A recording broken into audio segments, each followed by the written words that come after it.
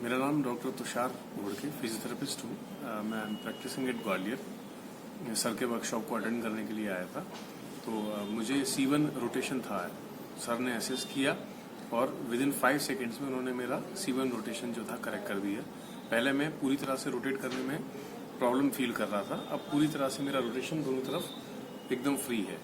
I am feeling very happy and मैं कहना चाहता हूँ physiotherapist as well as patient से कि जितने कम टाइम में सर ट्रीट कर रहे हैं, मुझे नहीं लगता कि कोई इतनी जल्दी करेक्शंस कर सकता है। सो आप अगर कोई परेशान है तो सर से मदद लीजिए और कुछ सीखना चाहते हैं तो सर का वर्कशॉप अटेंड करिए। Thank you.